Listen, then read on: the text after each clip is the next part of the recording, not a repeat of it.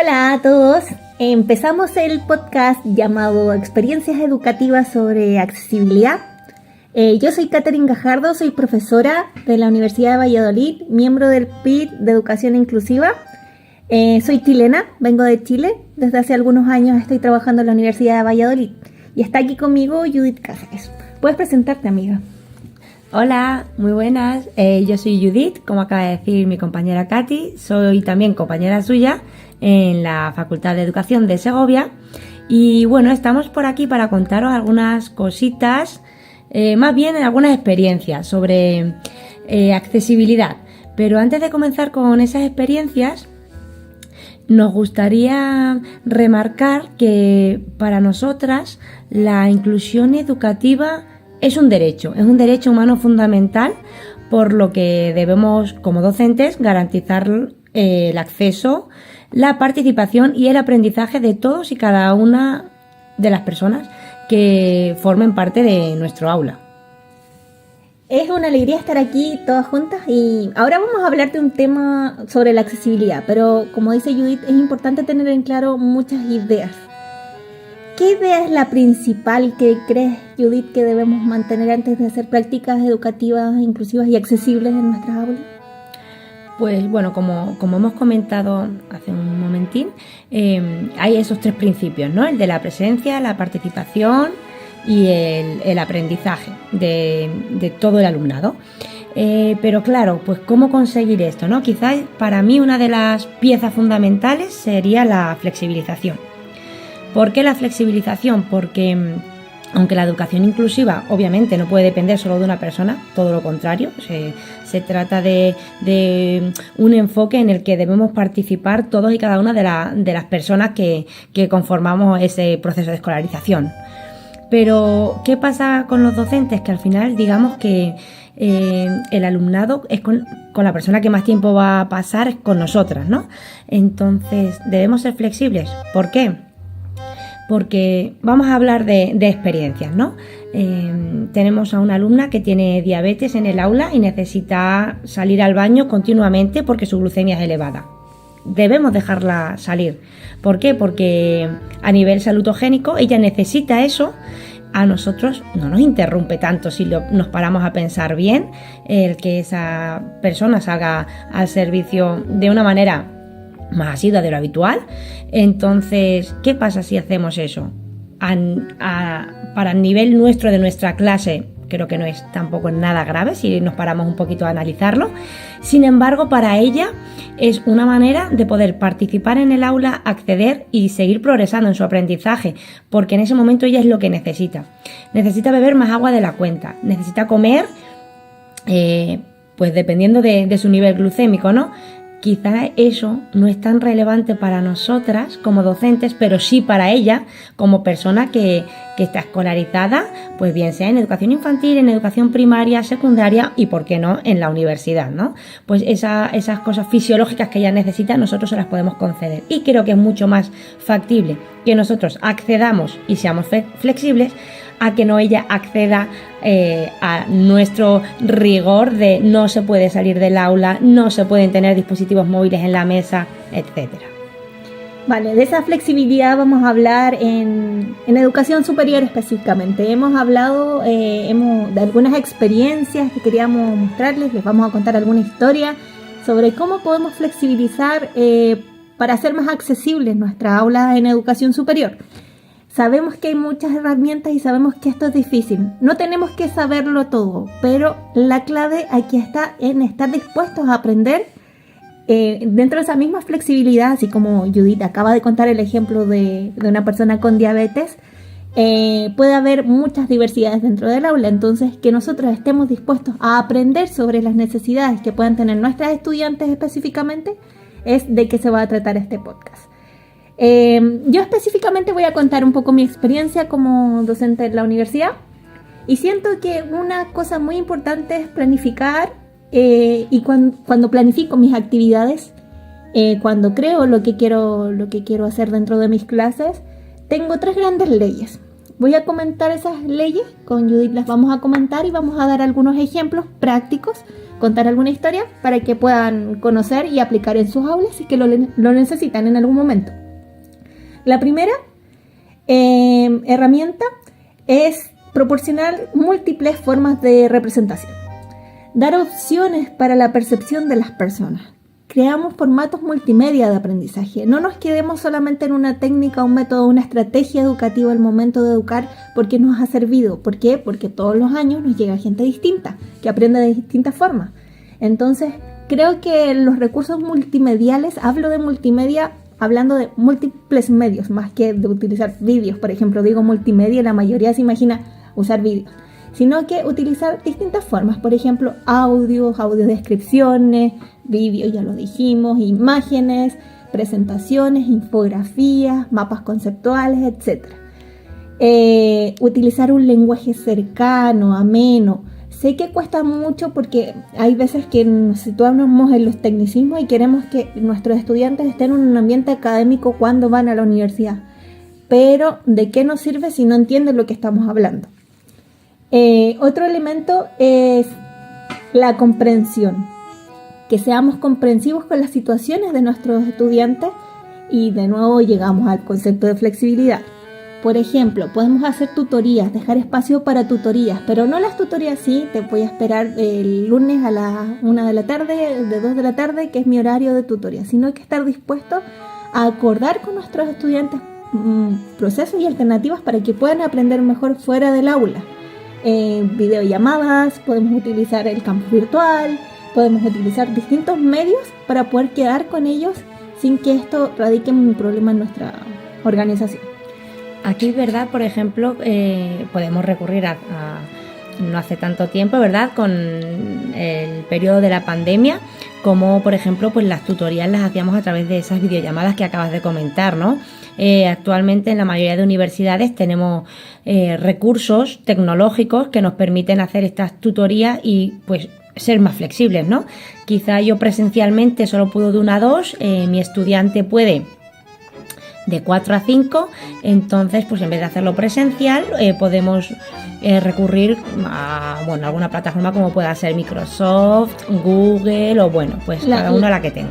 Las universidades tienen convenios y contratos con software específicos y también creo que es una buena alternativa conocer los software de nuestra universidad y aprovechar las licencias que se pagaron muchas veces con dinero estatal y que lo utilicemos en nuestro derecho. Entonces aprovechemos de utilizar este recurso que tenemos en las universidades. Otro elemento que se puede hacer son las tutorías pares. Muchas veces a los estudiantes les da un poco de miedo preguntarnos directamente, pero tener tutores pares, estudiantes que uno identifique, porque uno conoce a sus estudiantes, que tengan facilidades con el contenido, con el manejo de los aprendizajes, seleccionarlos para que enseñen a sus compañeros en momentos en los que, o darle confianza de que se pueda preguntar directamente a ellos y ellas. Y también con plataformas mucho más cercanas, un par tutor, por ejemplo, si utilizan pares tutores, pueden utilizar WhatsApp o Instagram para poder comunicarse mucho más cercanamente y amistosamente que lo que pudiéramos hacer nosotros en otro contexto de aprendizaje. Y el trabajo individualizado. La individualización lo vamos a hablar en nuestro próximo podcast, pero también conocer las experiencias de cada estudiante, cómo aprende, es muy importante. Utilizando formularios, por ejemplo, encuestas, el Padlet, Kahoot, etc. Bueno, Judith, la segunda norma que también siento que podemos trabajar es proporcionar múltiples formas de acción y de expresión. Bueno, aquí seguro que la mayoría de personas tienen alguna vivencia, alguna experiencia que contar y conociéndote a ti, por ejemplo, que sé cómo te cuesta, por ejemplo, ¿no? Pues la comprensión matemática, ¿no? Pues es cierto, ¿no? Que al final hay contenidos que cada persona aprendemos de una manera. Por ejemplo, puede haber personas que aprendan mejor a través de la lectura. Puede haber personas que aprendan mejor a través de la música, a través de la escucha, que sean muy visuales. Pues es que es eso, ¿no? Que hay personas muy diversas y esto es lo mejor que puede pasar. Entonces, ¿qué podemos hacer ante esto? Pues, algunos ejemplos. Conozco a una persona en YouTube que es un docente que se centra en el ámbito matemático y hemos visto cómo este docente pues da las clases de una manera diferente a, por ejemplo, pues mi experiencia, ¿no?, en el mundo académico con profesores de matemáticas. Pues ¿por qué no podemos recurrir a YouTube y utilizar este recurso para explicar cierta materia que quizás yo como docente no soy capaz de explicarla de otra manera y estoy viendo que hay un alumno o una alumna que no acaba de comprender?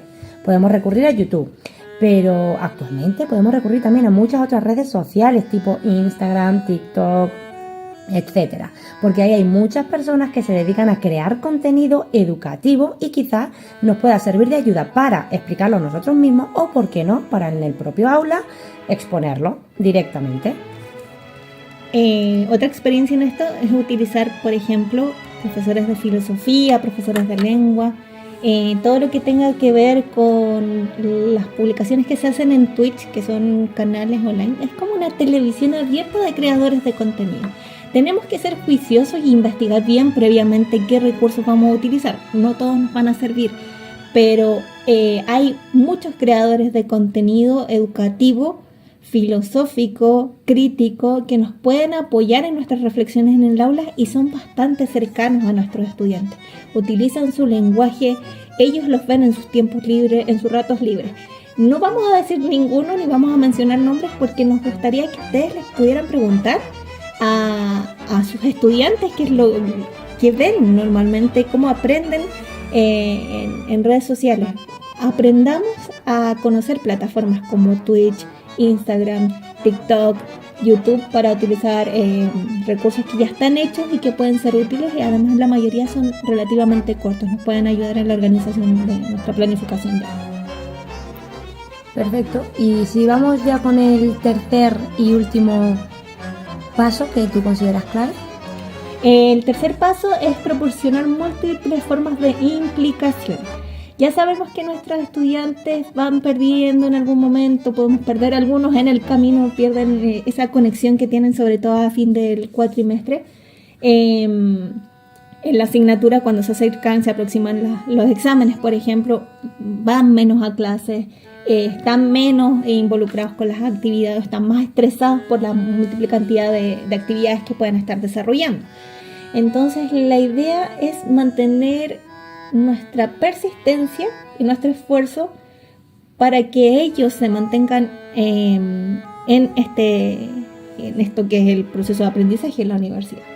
Y aquí hay un recurso que vamos a hablar más adelante en el próximo podcast, pero que muchas veces miramos a menos, y es el campus virtual. Cómo utilizar el campus virtual para motivar a nuestros estudiantes con todos los recursos que se dan en el campus virtual, todas las herramientas que podemos tener en un campus virtual para mantener en alerta a nuestros estudiantes con los mensajes, con los correos electrónicos, etc. En general no hay mucha cultura de campus virtual en nuestros estudiantes porque el campus virtual siempre se da en fenómenos académicos. Entonces yo pienso específicamente que tenemos que dar más protagonismo porque tiene muchas herramientas, por ejemplo las encuestas en línea, los test, las bases de datos, el repositorio o las nubes que pueden individualizar su aprendizaje, por eso mismo, o personalizar su aprendizaje. Por eso mismo esto lo vamos a hablar más profundamente en las próximas temporadas. Y aquí también utilizar herramientas que existen en la web, páginas web como el mismo Kahoot o el Padlet para la participación y la organización de las actividades, que son súper atractivas, son bonitas, son divertidas y funcionan por medio de QR en teléfono. Entonces podemos utilizar el mismo medio de teléfono en nuestra aula para poder captar su atención y mantenerlos activos y activas en su proceso de aprendizaje.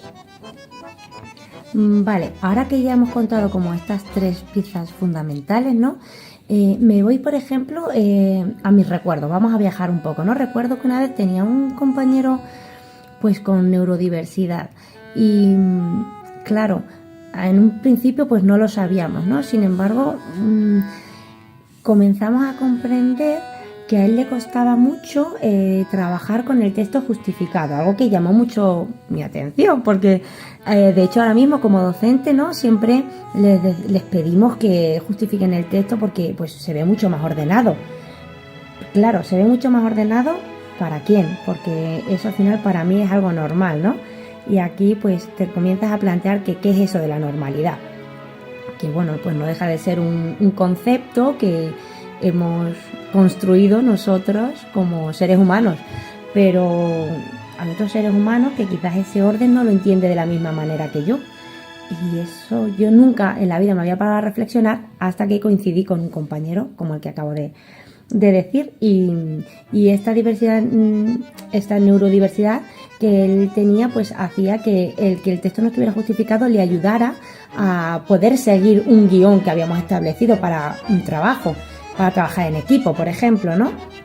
También recuerdo que un día tú me comentabas, Katy, de una persona que no veía bien, tenía déficit visual, aunque no ceguera. Y con estas personas, por ejemplo, ¿cómo podríamos ayudarlas? Bueno, hay muchas herramientas en la web, en los PDF que hemos publicado junto a este podcast. Puedes encontrar recursos web interesantes para trabajar con personas con discapacidad visual o discapacidad auditiva, personas que tienen una discapacidad. Hay alternativas, por ejemplo, que nos pueden ayudar, por ejemplo, el lectores de texto automático, nos pueden ayudar los lectores de lo que es la saturación de los colores dentro de las diapositivas, que a veces no nos damos cuenta y hay colores que directamente no se pueden ver por algún tipo de persona. Entonces es fundamental que podamos ir utilizando estos recursos si es que tenemos personas con discapacidad o alguna necesidad educativa específica. También, por ejemplo, al mismo momento de hacer la clase, que muchas veces nos olvidamos de, por ejemplo, de escribir las imágenes que están en nuestras diapositivas. Si ponemos una película, audio, describir lo que está sucediendo en esa película, o sea, contar directamente a las personas qué está pasando en la película. Nunca se nos ocurriría, pero si tenemos una persona que no ve bien, es lo más lógico. O, por ejemplo, utilizar recursos que ya lo tienen. Por ejemplo, Netflix, desde hace algunos años, está publicando las películas con audiodescripción para personas que no pueden ver o que pueden ver mal. Entonces, creo que utilizar recursos que ya estén hechos dentro de nuestras aulas, con aprovechar el trabajo de personas profesionales y proyectos internacionales que han trabajado y han luchado por lograr esto, es lo mínimo que podemos hacer por el trabajo que hay detrás. Plataformas como Crunchyroll, Netflix contienen texto audio descriptivo, si es que lo necesitan. Y también puede ser de buena ayuda para estudiantes también que tengan algún tipo de discapacidad cognitiva. Es interesante también utilizar este tipo de recursos. Así que eso. Vale, Katy, pues con esto, bueno, creo que nos ha quedado claro que debemos cambiar nuestra mirada, ¿no? Dejar de comprender esa homogenización que tenemos en nuestra mente, ¿no? Ese constructo social que tenemos hecho de el prototipo de alumno o alumna normal, y quitar esa etiqueta de normal, ponernos las gafas del enfoque inclusivo y comprender que lo normal depende de cada persona y no de nuestro constructo asociado, ¿no? Entonces, sigamos esa norma no escrita de que todo el mundo que conforme tu aula debe aprender, y en ese debe aprender, nosotras como docentes somos la pieza fundamental. Muchas gracias, que les vaya bien. Cualquier cosa al correo electrónico que está en este PDF.